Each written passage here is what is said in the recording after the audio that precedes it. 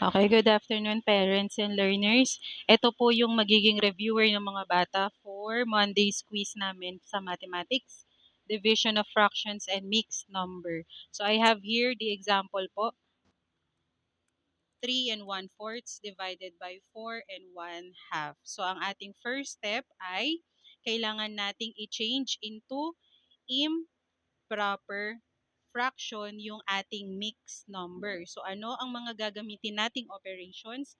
We need to multiply and add. So saan muna natin ilalagay?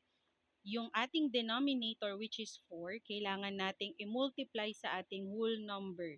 So ilagay yung multiplication sign sa pagitan ng 4 and 3 at yung ating addition naman po ay sa pagitan ng 3 and yung numerator. So 4 multiply by 3, the answer is 12.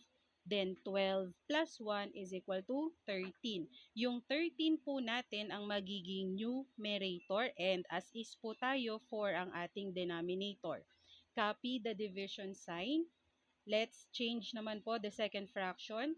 Denominator multiply by the whole number, then add sa numerator. 2 multiply by 4, the answer is 8. Then 8 plus 1 is equal to 9, which is yung 9 natin magiging numerator at ang ating denominator naman as is pa din magiging 2.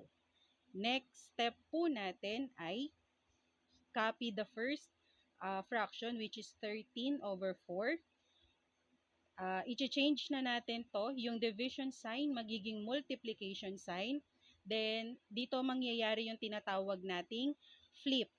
So, si denominator, ililipat natin sa numerator. Then, si numerator, ibababa natin sa denominator. Magiging 2 over 9. Dito po, magkakaroon ako ng correction sa pag-multiply. So, ang gagamitin na po nating step ay numerator multiply by numerator and denominator multiply by denominator. So, 13 times 2, pakita ko lang po yung step by step.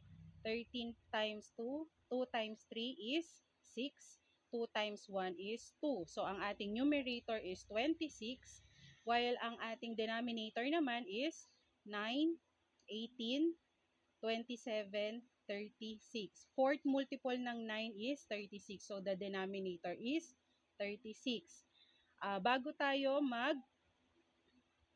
punta sa final answer, let's check po muna kung pwede pa nating i-simplify ang ating fraction. So, anong number ang kapag binultiply natin tong dalawa, or anong number ang pwede nating i-multiply dito sa dalawang to? Let's try muna yung pinakamababa, which is 2. So, 26 divided by 2, the answer is 13.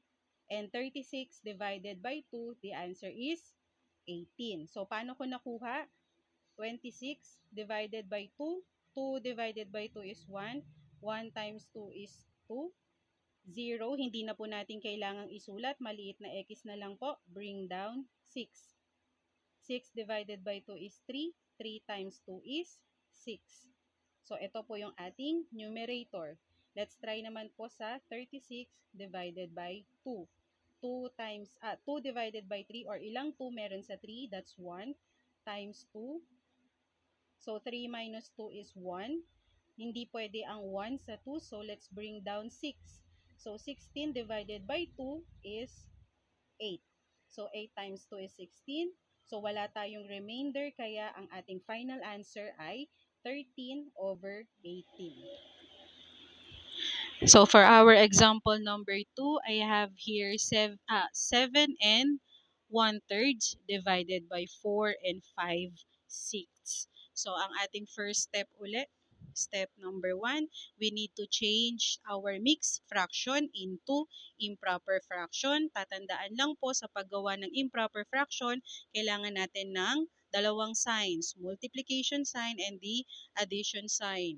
Si multiplication, i-place mo agad sa denominator, pagitan ng denominator at ng whole number, at ang ating addition sign ay sa pagitan ng whole number at ng numerator. So, kopyahin din natin dito.